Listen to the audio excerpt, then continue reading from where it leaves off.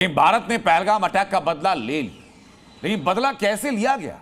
आधी रात को इंडियन फोर्स ने पाकिस्तान में कैसे तबाही मचाई, कितने आतंकी ठिकानों को तबाह किया, इंडियन आर्मी ने ऑपरेशन के बारे में क्या बताया, ऑपरेशन सिंदूर से जुड़ी एक एक डिटेल्ड रिपोर्ट देखिए जरा। धर्म पूछकर हत्या, सबूत दिखाकर बदला। बदले की शुरुआत आतंक के 9 अड्डे तबाह, जहां पहलगाम हमले की पटकथा लिखी गई, जहां आतंकियों की कायरना करतूत की ट्रेनिंग दी गई, जहां से हिंदुस्तानी हिंदुओं के नरसंहार का कमांड दिया गया। आतंक के उन अड्डों को बीती रात बर्बाद कर दिया। जिन आतंकी ठिकानों को नेस्तनाबूद किया गया वो लश्कर और जैश के ट्रेनिंग सेंटर थे, और अब आतंकियों की ट्रेनिंग टेरर फैक्ट्री मिट्टी में मिल चुकी। भारत ने इस तरह के सीमा पार हमलों का जवाब देने और उन्हें रोकने तथा उनका प्रतिरोध करने के अपने अधिकार का प्रयोग किया है।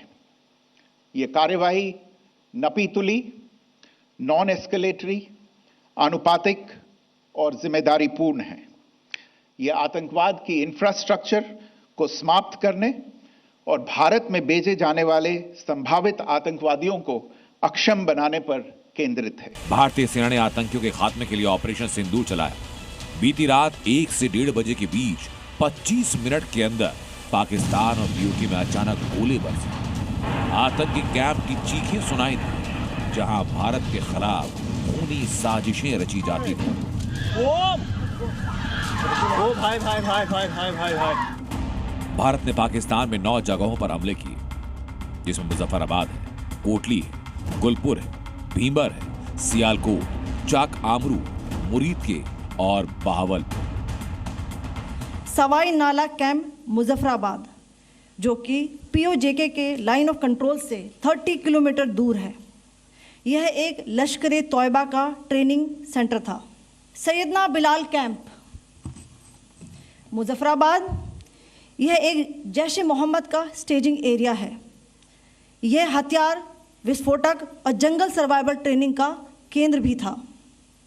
गुलपुर कैंप कोटली, यह एलओसी से 30 किलोमीटर दूर था। लश्कर ए तौयबा का बेस था, जो रजौरी, पुंछ में सक्रिय था। ये सारी वो जगह जहां आतंकी कैंप्स थे, आतंकी हमलों की प्लानिंग होती थी, जहां टेरर लॉन्चिंग पैड थे। और अब देखिए कि जिन जगहों पर हमला हुआ वो भारत के हमले से पहले और हमले के बाद कैसे हो चुके हैं। सबसे पहले आप इस ऑपरेशन की लाइव तस्वीरें देखिए।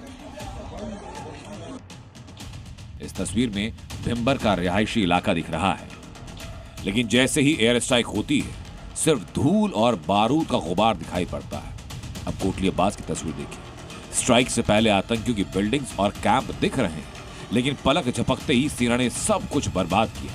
सरजद सियालकोट में बहुत बड़े एरिया में आतंकियों का ट्रेनिंग कैंप था।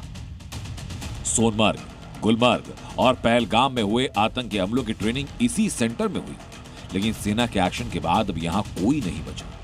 महमूना जोया में खेतों के बीच आतंकियों ने कैंप बनाए, लेकिन हिंदुस्तान की बारूदी स्ट्राइक से आतंकवादियों का अड्डा मिट्टी में मिल गया।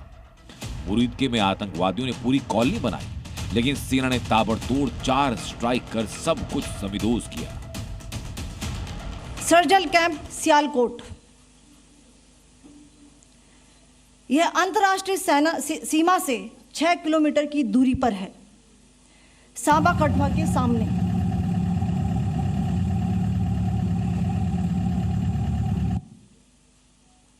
मार्च 2025 में जम्मू एंड कश्मीर पुलिस के 4 जवानों की जो हत्या की गई थी, उन आतंकवादियों को इसी जगह पर ट्रेन किया गया था। महमूना जाया कैंप सियालकोट, यह 18 से 12 किलोमीटर आईबी से दूर था। हिजबुल मुजाहिदीन का बहुत बड़ा कैंप था। ये कठुआ जम्मू क्षेत्र में आतंक फैलाने का नियंत्रण केंद्र था। पठानकोट एयरफोर्स बेस पर किया गया हमला भी इसी कैंप से प्लान और डायरेक्ट किया गया था। पहलगाम में हुए आतंकी हमले का बदला लेने के लिए खुफिया एजेंसी ने आतंकियों के 21 ठिकाने बताए, जिसमें पाकिस्तान और पीओके में 9 टारगेट की पहचान की, जिसके बाद आतंकियों के लॉन्च पैड और ट्रेनिंग सेंटर को निशाना बनाया गया। आतंकियों के अड्डे बर्बाद करने के लिए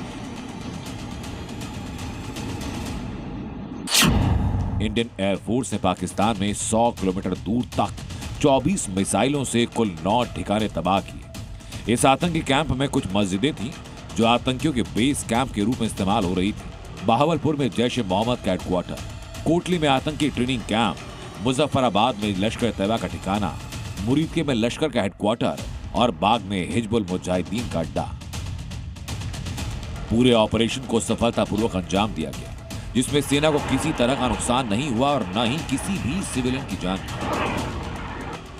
लेकिन भारतीय सरकार ने साफ कहा कि अगर दोबारा पाकिस्तान या उसके पाले आतंकियों ने सरहद पार से बुरी नजर से देखा तो अगली बार इससे भी बुरा अंजाम भुगतना होगा।